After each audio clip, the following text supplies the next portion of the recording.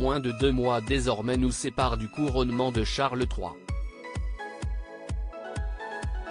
L'événement planétaire, attendu pour le 6 mai prochain, se peaufine encore quelque peu mais les grandes lignes de l'événement sont déjà connues et prêtes pour le jour J.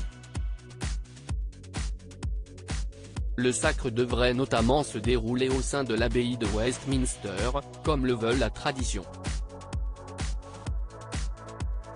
Cet édifice, vieux de plusieurs centaines d'années, a accueilli tout au long de l'histoire les couronnements de tous les rois et reines d'Angleterre, à l'exception de 2 d'entre eux, les rois Édouard V et Édouard VIII.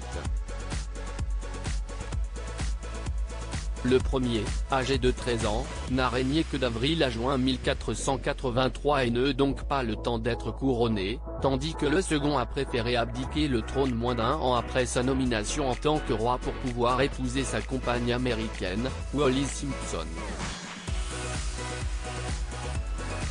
En plus d'accueillir les couronnements, l'abbaye dont la construction prit fin en 1245 a également abrité de nombreux mariages, notamment celui de la reine Elisabeth II et de son mari le prince Philippe en 1947, ou encore celui du prince William avec Kate Middleton en 2011. Le lieu a également servi pour des cérémonies de funérailles, comme pour celle de la reine Elisabeth II en septembre dernier ou pour celle de Lady Diana en 1997.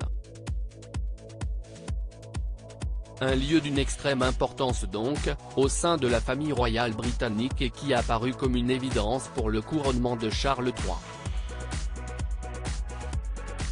Kate Middleton, Pippa Middleton, Béatrice et Eugénie d'York, réunis à l'abbaye de Westminster, le 8 décembre 2021 Charles III, ce problème qu'il risque de rencontrer lors de son couronnement, Charles III aura sûrement l'immense privilège de pouvoir s'asseoir sur l'un des trésors de l'abbaye, à savoir la chaise de couronnement de l'édifice, un des meubles les plus célèbres du monde.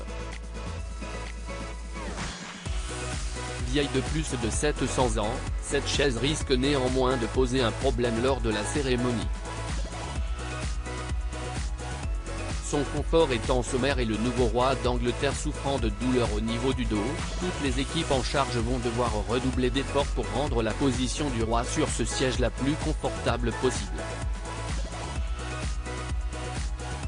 Un problème qui s'est également retrouvé avec le Gold State Coach, un carrosse superbe et étincelant que le Royaume-Uni ne sort que pour les sacres et pour les jubilés mais au confort déplorable. Le roi a semble-t-il décidé de rompre avec la tradition à ce sujet et n'empruntera pas ce véhicule lors de son couronnement. Crédit Photo, agence.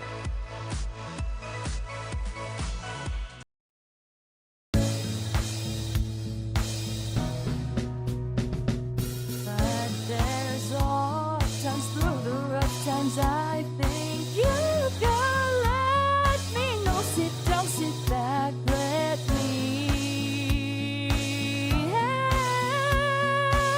you out. The step I gotta seek, so I see you out there's on your own, but